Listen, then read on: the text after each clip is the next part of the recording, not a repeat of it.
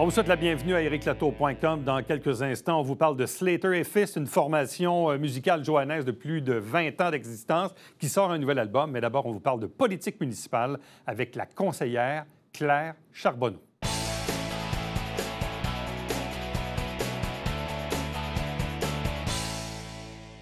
Comme on le fait à chaque automne, petite entrevue avec les conseillers et conseillères de la ville de Saint-Jean-sur-Richelieu. Question de parler aussi plus particulièrement des enjeux de chacun des districts. Évidemment, l'an passé, on a pris une petite pause. On a été en campagne électorale, mais ça fait maintenant 1 an de cela. Et on discute aujourd'hui avec Claire Charbonneau, qui est conseillère dans le secteur Jean-Talon, Normandie-Est, district numéro 11. Bonjour et bienvenue. Bonjour, Éric. Une conseillère senior? Oui. Quelques mandats quand même. Mon 3e, là. Qu'est-ce qu'il a de différent des 2 autres?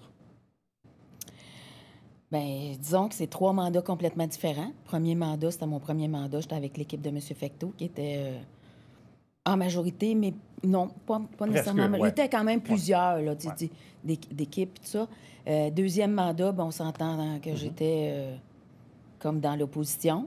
Vous étiez majoritaire au conseil, Oui, mais le maire était minoritaire. C'est ça. Ça a donné des situations particulières. Tout le monde, on ne reviendra pas là-dessus. Puis là, 3e mandat, j'étais avec l'équipe de Mme Bouchard.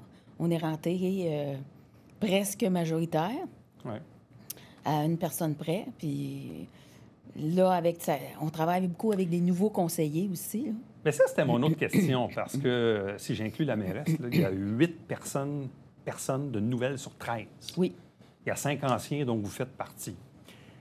Puis je comprends qu'au début, là, ils doivent apprendre, là, puis la mécanique de la ville. C'est compliqué. Il faut se dire les vraies affaires. Oui. Est-ce comment vous vivez ça, cette période-là, où, dans le fond, vous êtes entouré de nouveaux, là? Bien, je vis ça quand même assez bien, sauf que c'est sûr que certaines fois, il y a des conseillers, conseillères qui me demandent mon opinion aussi, qui me demandent conseil, qui me demandent des explications aussi. Parce qu'ils voient quand même, c'est mon 3e mandat. Puis moi, j'ai des connaissances en comptabilité, je suis comptable, en business avec mon mari depuis 42 ans. J'ai été vérificateur au ministère du Revenu. Fait que j'ai quand même des connaissances et de par mon expérience et par mes études que je peux quand même les aider dans leur questionnement aussi. Donc, il faut être pédagogue, c'est ça? Oui. Parce que c'est un peu aussi nouveau, parce que vous-même, quand vous êtes arrivé en 2013, vous avez dû aussi vous rabattre sur des collègues qui étaient là avant vous. Oui. Sauf qu'à chaque élection, il y avait 2, 3 nouveaux de plus. Là, c'est 8 sur 13. Donc, ça change un peu la donne. Oui. Mais si ce n'est de ça, sinon les relations sont bonnes. Bon, je comprends que vous avez perdu un joueur, votre collègue de l'autre partie de Normandie, là, M. Roy, on y reviendra.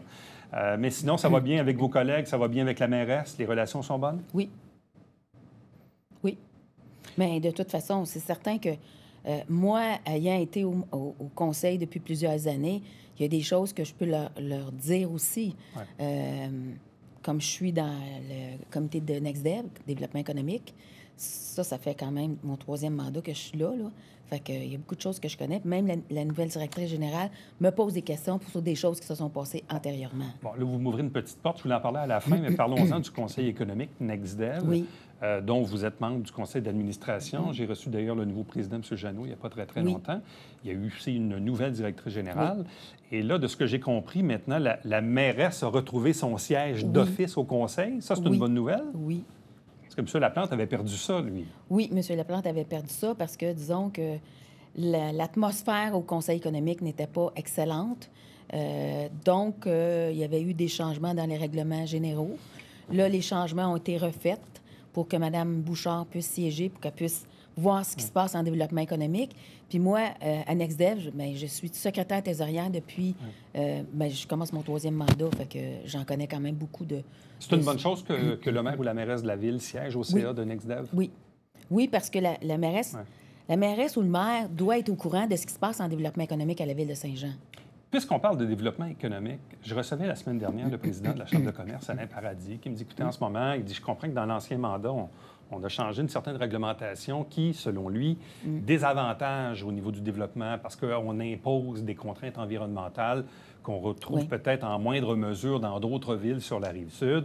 Puis Il dit, je sais que ça a été fait probablement de bonne foi dans le dernier mandat, mais là, on constate que ça nous désavantage. Il dit, actuellement, on met de la pression sur la Ville pour faire une modification. Qu'est-ce que vous pensez de ce volet-là? Est-ce que la Ville de Saint-Jean, actuellement, est trop sévère dans ce qu'elle exige des nouveaux investisseurs sur son territoire? Bien, il y avait un règlement qui était trop sévère qu'on est en train de changer. Là. Ouais. Ça devrait arriver sous quelque peu. chose, là, 637, je sais pas trop, là. C'est ça, les 20 de verre.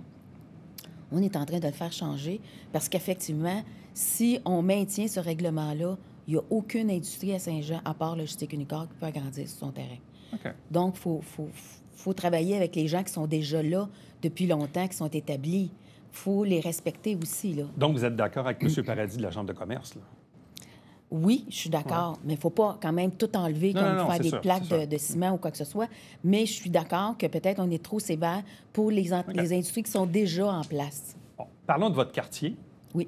2 choses qui me viennent en tête, peut-être même 3. Bon, la première, évidemment, c'est un projet dont on parle depuis très longtemps, Oui. qui est l'urbanisation du boulevard Saint-Luc. Saint-Luc. Bon, principalement, vous êtes dans la portion où on parle de tapis décor, le Jean Oui. Talon, Séminaire, Ben, le bord de l'eau Champlain. jusqu'à Le bord de l'eau. Normandie. Là, il y a le Pasquier, tout ça, bon, jusqu'à Gertrude la France, là, jusqu'au Non. au carrefour Douglas. Non, moi, je finis à Normandie. Oui, vous, mais je veux dire, OK. le boulevard Saint-Luc, on l'urbanisation, s'entend oui. que c'est toute Jusqu'au cette carrefour, oui, section-là. effectivement. On en est où là-dedans? Bien là, on a acquis le tapis décor. C'est fait? Oui, c'est fait. OK, ça a fini par fonctionner. Oui, ça a fini par fonctionner, c'est fait. D'ailleurs, Tapis Décor, Flore Déco ont déménagé au 87 boulevard Saint-Luc. Ils ont fait leur ouverture officielle la semaine passée, que je n'ai pas pu être présente parce que j'avais le COVID. Ils ont pris un local en location en attendant qu'ils puissent acheter. OK. Fait qu'ils ont pris un local en avant et un autre local en arrière pour Parce leur que là, au entrepôt. début, on devait l'acheter, on ne l'achetait plus, ça fonctionnait plus. On l'a acheté. Ça a marché, là. Oui, ça a marché. À un prix raisonnable? Oui, OK. Oui. Qui était celui que vous aviez voté là, au conseil, là? Ah, Presque. presque. Oui. OK. Puis Bon, là- à partir du moment où là, la Oui. Ville, maintenant, est propriétaire de ce bâtiment-là, puis on le sait que c'est une intersection qui est propice aux accidents. Oui. C'est aller juste sur Champlain, vers le nord ou vers le sud, là.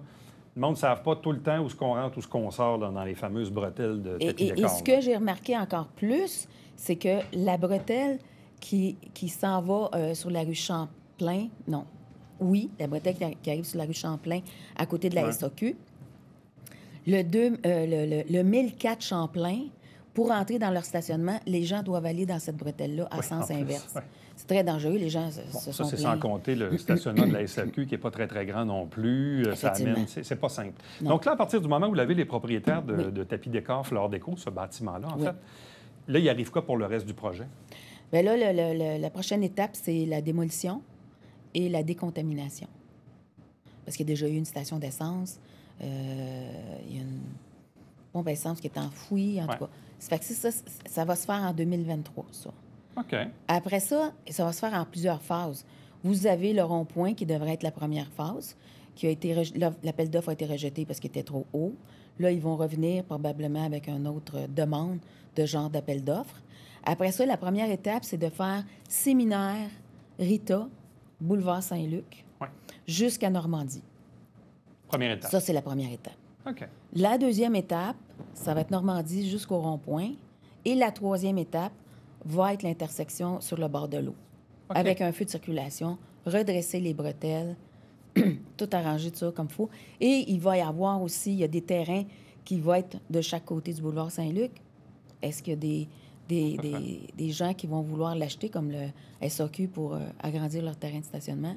C'est Ça possible va être aussi. à voir. OK. Ouais. Donc, ça, c'est donc ce projet d'urbanisation du boulevard Saint-Luc, Oui. il est en marche. Là. Dans le Oui. fond, le premier pion à faire tomber, c'était évidemment de l'acquisition du C'est ça. bâtiment, forcément. C'est Et le ça. reste va suivre. C'est ça. Puis un autre intersection qui est quand même assez dangereuse, c'est Normandie, Saint-Gérard, boulevard Saint-Luc. Parce que vous avez la piste cyclable sur Normandie dans le milieu. Fait que les gens, pour aller sur la piste cyclable Saint-Gérard, doivent traverser une partie de Normandie et après ça, traverser le boulevard Saint-Luc. Fait que ça va être redressé quand on va faire la première phase de l'urbanisation du boulevard Saint-Luc. Bon, autre secteur aussi qui est appelé à se revitaliser, c'est le secteur où il y avait autrefois beaucoup de concessions automobiles. Oui. Donc, la rue Laberge. Oui. Bon, là, il y a encore des bâtiments qui sont là. Il y a le réseau Sélection à une dizaine d'étages. Oui. Là, est-ce que j'ai compris qu'on va mettre une portion de la berge en sens unique? La rue Laberge jusqu'à la rue Plante, ça va être en sens unique. Dans quel sens? Dans le sens vers le... j'ai de la misère avec mes Est-Ouest. Il y aura plus les gens ne pourront plus prendre le boulevard du Séminaire par la berge. Les gens vont pouvoir prendre Séminaire, la berge par Séminaire, par exemple. Là. Fait que ça va être one-way en montant jusqu'à la rue Plante. OK. Donc, ça va être... On va enlever une phase de lumière. Donc, ça va être à sens unique vers l'ouest. Ce que je comprends. Oui, c'est ça. Je prends l'exemple, on est devant le Canadian Tire. C'est ça. On tourne à gauche. Oui. On peut embarquer sur la berge. berge. Ça peut nous mener jusqu'aux assurances Bessette. Là. Oui. OK. Dans ce sens-là. Ça va être fait quand, ça? C'est en train d'être fait, là, présentement. Okay. Ça va être quoi l'avantage? Parce qu'on sait que c'est une intersection qui est un peu bizarre, là, on le sait. Là, mais, Bien, l'avantage, c'est qu'on a enlevé une phase de la lumière. Parce que quand vous étiez sur la berge, pour tourner le séminaire, là, il y avait 2 autos qui passaient. Puis si vous étiez dans l'une, il y en avait une. Puis si vous étiez trop dans l'une, il y en avait 0. Fait que c'était... Puis ça comme... ça mélangeait les feux de circulation autour, pierre caisse, etc., là, parce qu'il y avait une phase supplémentaire. Qu'en est-il de ce fameux projet du ministère des Transports de refaire les bretelles d'entrée et de sortie de l'autoroute 35? Ouais. Parce qu'on le sait, quand on sort du pont Marchand, là, quand on arrive d'Iberville, on rentre à Saint-Jean, il y a une première bretelle qui nous amène sur Séminaire-Nord, puis là, il y en a une autre qui nous amène sur Séminaire-Sud. Là. Oui. Bon, ça, c'est appelé à changer aussi. C'est supposé d'être appelé à changer. Là, c'est le MTQ, ça, c'est le contrôle de MTQ. Je ne sais pas où ils en sont dernièrement encore là-dessus. Là. Mais nous, on avait acheté sur le CIER pour pouvoir étendre bien, il y avait le l'ancienne projet. concession Chrysler là, que vous aviez Oui, acheté. on l'avait acheté ça aussi. Chrysler. On l'a démoli ça aussi, là. Parce que ça commençait à être dangereux, là. Il y avait des Mais ça, vous êtes en squatters. attente du ministère des Transports pour les bretelles. Oui. Bon. Dans le pourtour de l'hôpital, on sait qu'il y a tout le temps des enjeux de stationnement. Puis là, ben, le centre de santé est en train de finir des travaux côté Pierre-Caisse. Qu'est-ce qu'on sait de nouveau par rapport à ça? Bien, je sais qu'avec ces travaux-là, ils ont enlevé beaucoup de places de stationnement pour les employés et les médecins. Les médecins ont été déplacés en avant. Pour les employés, je ne sais pas exactement. Ils n'ont pas l'air d'avoir fait vraiment quelque chose, là. Mais nous, ce qu'on a fait, c'est qu'on a mis des limites de stationnement au pourtour du parc d'Avignon, sur la rue Macmillan, pour aider les gens qui vont seulement à l'hôpital. Pour les employés, bien, c'est un peu plus problématique. Mais les employés se sont déplacés. Ils vont jusqu'à Berthier, même s'ils sont rendus sur Plante. Éventuellement, je ne sais pas jusqu'où ils vont se rendre, là, mais ils s'adaptent, je pense, là. Bon, dernière question. Je n'avais parlé au début, mais là, je leur dis à la fin. Bon, votre collègue François Roy, qui était dans l'équipe Bouchard, qui est dans l'autre partie de Normandie, a quitté l'équipe. Il est maintenant indépendant. Oui. Tout ça dans la tourmente, évidemment, de l'avenir des terrains de golf, là où on ne semble pas d'accord sur la façon de faire les choses. Vous en pensez quoi de ce dossier-là, de l'avenir des golfs puis de la façon dont on doit faire ça? Est-ce que vous êtes à l'aise avec la mécanique qu'on tente d'implanter en ce moment avec le fameux PPU? Je suis pas mal à l'aise avec le PPU. Moi, on va faire les étapes, on va faire des consultations, on va respecter la volonté des citoyens aussi. Mais il ne faut pas oublier qu'il y a des citoyens à travers la ville de Saint-Jean, côté d'Iberville, côté Saint-Eugène, Saint-Edmond. Il y en a qui ont des refoulements d'égouts dans leur sous-sol aussi. Tu sais, on va voir comment ça va aller. Moi, je n'ai pas été impliquée vraiment dans le comité des golfs ou quoi que ce soit. Moi, je me concentre sur mon secteur à moi, qui est quand même un secteur... les gens autour de l'hôpital, c'est pas des gens qui sont très fortunés. Beaucoup de blocs appartements, beaucoup de personnes âgées. Donc, eux, il y en a que ça les intéresse moins parce qu'ils pensent que eux autres sont locataires. Donc, il y en a qui pensent qu'ils peuvent même pas voter parce qu'ils sont locataires. Fait que, tu sais, mais je leur dis, s'il y a des augmentations de taxes ou quoi que ce soit, ça va être répercuté sur votre loyer. Fait que c'est ça qu'il faut que les gens comprennent aussi, là. Tu sais? Fait que je suis pas contre le PPU, mais jusqu'à quel point, je ne le sais pas, là. On va regarder la volonté des citoyens à tous les niveaux, là, tous les citoyens de la ville. Claire Charbonneau, merci beaucoup. Merci beaucoup. Bonne journée. Reste avec nous, on vous revient après ceci.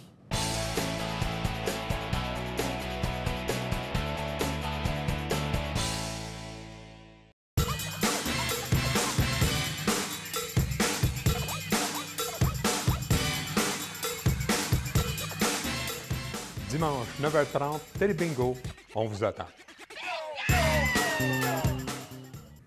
Salut, c'est Alexandre Baudouin. Et François Trépanier. Frank, on invite les gens à écouter Sport Express à toutes les semaines. Tout à fait, le jeudi 19h et plusieurs fois en reprise, même la nuit, Alex. Puis même sur Internet, sur YouTube. Bien sûr. Ne manquez pas ça.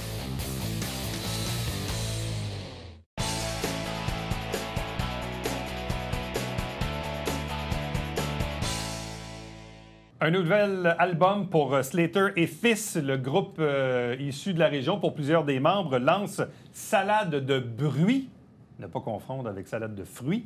Deux des membres du groupe sont avec nous aujourd'hui. D'abord, David Daigneault. Bonjour. Bonjour, bonjour. Accompagné de Hugo Roy. Bonjour, et Bonjour. bienvenue. Slater et Fils, ça existe depuis combien de temps? Très longtemps. Au début de la création de la ville de Saint-Jean. Non. En fait, les tout débuts, ça s'est appelé Slater's Sons, parce qu'à cette époque-là, c'était pas cool faire du rock en français. Ouais. Puis, dans le fond, moi, je suis arrivé en 2000. Le groupe existait déjà un peu dans ce temps-là. Puis, à partir de là, ben, on a progressé. Les premiers membres ne sont plus là maintenant. Les fondateurs. Les membres fondateurs. Ils ont passé le flambeau. C'est ça. On pensait graver leur visage dans le Mont-Saint-Grégoire. Puis c'est ça. Ben, depuis Hugo qui est arrivé en 2010. Puis on a c'est vrai, Pierre-Luc, notre batteur aussi, qui est arrivé en 2004. Qu'est-ce qu'on connaît des débuts de cette formation-là? C'était quoi l'esprit, la mission, les valeurs qu'on avait dans ce projet de créer cette formation-là? Ben, ça s'inscrivait beaucoup dans le cadre de la scène punk et ska des années 90. Là, je pense que les pères fondateurs, est-ce qu'on peut les appeler comme ça, ont essayé un peu de suivre les traces des grands frères un peu. Donc, je sais que les premiers balbutiements sont faits. Là, les gars étaient en 6e année. Je suis embarqué en secondaire 4. Là, donc, c'était vraiment début. Je peux pas dire que les pratiques étaient les plus productives à cette époque-là. C'était entremêlé de beaucoup de jeux vidéo. Mais ça s'est peaufiné avec le temps. Puis on est encore là une vingtaine d'années plus tard. Bon, Hugo, toi, qu'est-ce que tu retiens de Slater et Fils? Qu'est-ce que ça te fait comme bien de participer à ce projet-là, à ce groupe-là? Ben moi, ce que j'aime beaucoup de Slater et Fils, c'est que c'est vraiment un collectif musical. Souvent, les groupes, il y a comme une personne qui est plus leader, puis les autres se greffent à cette personne-là. Mais avec Slater et Fils, c'est vraiment, comme je dis, plus collectif. On est David et moi qui composons textes et musique. Puis, tu sais, tout le monde y met du sien, puis, tu sais, tout le monde a son mot à dire pour la création des chansons. Fait que ça fait... Des fois, le processus est un peu plus lent comme ça, mais en bout de ligne, ça donne de quoi qui est un petit peu plus varié, puis un petit peu plus éclectique. Quels sont les autres membres de la formation? Qui sont-ils? On a Pierre-Luc Dupuis. Ouais. Puis, je dis toujours fraîchement arrivé, mais ça commence à faire quand même 5-6 ans. On a Francis Lalancette à la guitare, puis Michel Larochelle à la basse. OK. On est en français, on est en anglais, on fait un peu des deux? Ah, c'est entièrement francophone. Entièrement maintenant. francophone. Ouais, Aviez-vous ouais. déjà pensé faire un peu d'anglais ou pas du tout? Ben, on l'a fait au départ, début, jusqu'en là, mais- 2012, jusqu'à, dans le fond, de fil en aiguille, les chansons anglophones ont comme pris le bord, en réalisant tout simplement que c'était pas notre force. Pourquoi? En fait, ben oui, c'est une bonne question. Ouais. Pourquoi vous êtes passé de l'anglais au français? Ben, on se débrouille tous quand même bien en anglais, mais pas, on n'a pas la même aise pour être capable de communiquer tout notre ressenti. Là, c'est une chose d'être capable de se débrouiller en anglais, mais d'avoir notre personnalité affichée comprends. dans des textes anglophones, c'est une autre histoire. Là. Donc, Mais c'est quand même une transformation importante. Là. Oui. On s'est aperçu qu'on était plus à l'aise, tout simplement, En en français. français. Ouais. Musicalement, Hugo, ça ressemble à quoi, Slater et Fils? C'est sûr, comme on disait, à l'origine, c'est un band de ska. Fait que comme ça s'inscrit beaucoup dans la scène ska punk à l'origine. Mais on est tous des musiciens qui venons de différents milieux, d'autres scènes comme Michel, Francis et moi, on a étudié le jazz au cégep. Ça, tu sais, Pierre-Luc, lui, il aime beaucoup le rock plus progressif à la Tool. Fait que on aime ça beaucoup mélanger avec différents éléments de différents styles. Fait que dans notre musique, tu sais, il y a beaucoup de punk, de rock, tout ça, mais il y a aussi, tu sais, il y a du country qui rentre là-dedans, il y a du disco, il va y avoir du ukulélé, on fait des versions acoustiques de nos chansons, fait qu'on aime ça beaucoup varier notre approche puis notre Ben, même dans notre son. l'utilisation des instruments, parce que vous avez quand même beaucoup d'instruments que vous utilisez pour vos chansons, même des cuivres. Oui. Donc, déjà là, ça vient teinter un peu, on parlait de jazz tantôt, mais tu sais, ça vient un peu teinter ce que vous faites musicalement. Là. Oui. Ben, même que, je veux dire, on finit par se faire dire, ouais, mais Slater et Fils sans trompette, ce serait pas Slater et Fils. Là, c'est devenu comme pas une marque de commerce, mais assez centrale au sein du groupe. Là. Donc, même au niveau de l'enregistrement, quand on vient pour enregistrer en studio, on les met souvent, pas nécessairement de l'avant, mais ils sont pas en arrière. Là. On les met pas... Là, vous nous arrivez donc avec un nouvel album que vous allez lancer le 12 novembre au 164 Lounge Saint-Jean. C'est tout juste ici, de biais en arrière de vous, sur la rue Richelieu. Qu'est-ce que c'est Salade de bruit? C'est une salade de bruit. Non, mais en fait, c'est un nom qui a été trouvé après l'enregistrement. Parce qu'on n'a pas suivi une ligne directrice nécessairement. Là, on a vraiment comme pris tout ce qu'on avait. On est parti de 24 maquettes. On a fait du tri, puis on a fini finalement avec 11, 12, 13... 11. On va compter ça pour 11 pièces qui sont allées sur l'album. Puis au final, on regardait l'album, puis on se disait, mon Dieu, il n'y a pas une chanson qui se ressemble. On se promène d'un style à l'autre. Donc, puis c'est Pierre-Luc qui est notre maître jeu de mots, qui a trouvé finalement le jeu de mots de salade de bruit. En faisant référence, justement, à la salade de fruits.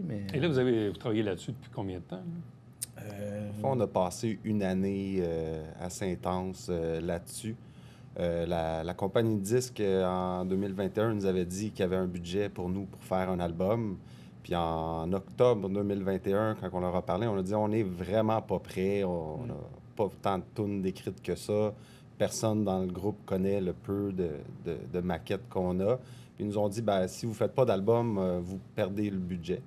Fait qu'on a relevé nos manches, puis on a passé 20 nuits blanches. Plusieurs nuits. C'est ça. Fait qu'on s'est lancé à finaliser les compositions qu'on avait. On a enregistré, comme il disait, on a réussi à monter 24 maquettes. Processus de sélection avec comité d'écoute et tout ça. Puis là, on a travaillé les arrangements pour se lancer en studio. OK. À son actif, Slater FS a combien d'albums ou de chansons?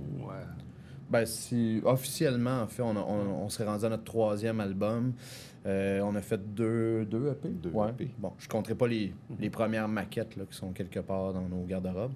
Mais donc, ce serait ça, 3 albums puis 2 EP. Donc, je sais pas, une quarantaine, cinquantaine de pièces à peu près. Et Salade de bruit, ça raconte quoi? Quand on regarde les différentes chansons que vous avez mises sur l'album, ça raconte quoi? Bien, ça va un peu partout. Je pense sommairement, c'est vraiment un ramassis de réflexions personnelles, beaucoup. Autant d'Hugo que de moi. Comme je disais tantôt, on ne s'est pas donné une ligne directrice versus le dernier EP où on s'était dit on s'en va par là puis on écrit dans ce sens-là. Là, ça a été des réflexions qu'on a accumulées là, au fil des 2-3 dernières années. Qu'est-ce que vous avez envie de raconter, Hugo? Il y a toutes sortes de sujets. Il y en a... Il y a une chanson, ça parle de... En fond, je cherche un peu à déconstruire c'est quoi jouer de la musique. Il y en a un autre que ça parle un peu d'une rupture en lien avec ça, avec le chum qui est tout le temps parti les fins de semaine, faire des shows.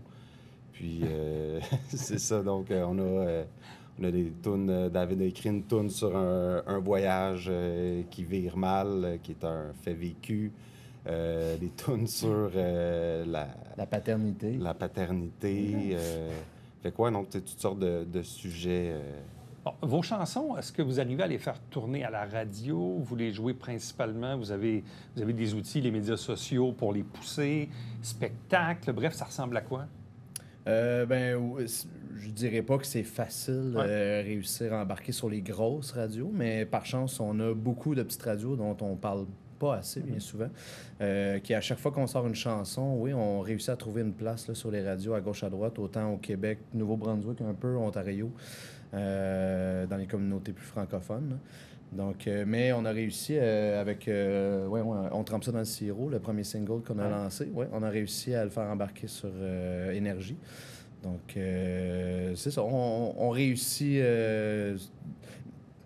tant bien que mal. Là, c'est jamais un succès garanti ou c'est qu'on sort de quoi. Là. Des fois, on a des surprises. On pensait pas que ça allait marcher, puis ça finit par... Puis votre base de fans, pour pas dire votre fan base, elle ressemble à quoi, Hugo? Les gens qui vous suivent, qui vous aiment, là? Dans le fond, c'est beaucoup des adultes à peu près de notre âge, je dirais, là, des gens dans dans la trentaine. Je pense que c'est pas mal ces gens-là qui se reconnaissent justement dans les réflexions qu'on a. Sinon, étonnamment, en fait, du moins à notre surprise à nous, on se rend compte que ça pogne aussi beaucoup avec les enfants. Beaucoup de nos public. fans qui nous disent que leurs enfants accrochent beaucoup sur leurs chansons. On a même déjà fait un party une fête d'enfants, en fait un spectacle dans une fête d'enfants. Côté spectacle, en avez-vous quelques-uns de prévus dans la prochaine année? Avez-vous du temps pour ça aussi? Oui, on a du temps pour ça. On est en préparation. On essaie de trouver des endroits en ce moment. C'est le temps là, pour soumettre aussi pour les festivals de l'été prochain. Mais pour l'instant, on n'a rien de coulé dans le béton, sauf justement le 12 novembre pour notre lancement. Puis on joue aussi à l'Arto ici le 31 mars. C'est vrai. Oui, ça va être une formule plus électroacoustique là, qu'on aime bien appeler rock doux, pour se prêter plus à l'endroit. Mais c'est bien parce que la salle chez Arto, au maximum, peut contenir 70-80 personnes. Mais je trouve que des fois, ça nous donne aussi une ambiance qu'on ne retrouve pas dans d'autres salles. Oui, puis ça nous permet d'aller ailleurs carrément. Là. Ceux qui ont déjà entendu par le passé notre formule plus électroacoustique appréciaient beaucoup le fait que c'était vraiment comme un nouveau Slater et Fist. Là, on revoit toutes nos versions des chansons là, pour les adapter. Bien, vous deux, merci infiniment. Bonne chance donc avec ce projet, avec ce nouvel album. Et justement, on va se laisser sur un extrait là, de cette chanson dans le Sierra. Ouais. C'est ça. On se laisse là-dessus. Merci. Merci. C'était là. Merci beaucoup. Des fois, on sait plus trop. Nous autres, on est des Québécois, puis on trempe ça dans le sirop. Des grands lacs à l'Atlantique, on trempe ça dans le sirop. Bonjour, hi dans les boutiques, on trempe ça dans le sirop. Le toit du stade olympique, on trempe ça dans le sirop. Le grand retour des Nordiques, on trempe ça dans le sirop. Une poutine à 3 heures du mat, on trempe ça dans le sirop. Le premier album de Offenbach, on trempe ça dans le sirop. Le PQP, LQ, la CAQ, on trempe ça dans le sirop. Jean Cartier en 1534, on trempe ça dans le sirop. Je me souviens que j'ai perdu la mémoire. C'est écrit sur Le Café Théâtre de Chambly nous informe qu'on lance la programmation 2022-2023. Donc, si vous avez de l'intérêt, je vous invite à vous rendre directement sur leur site Internet pour voir l'ensemble de la programmation pour la prochaine saison. Prochain rendez-vous pour nous, ericlato.com. C'est bien sûr demain. Bye-bye.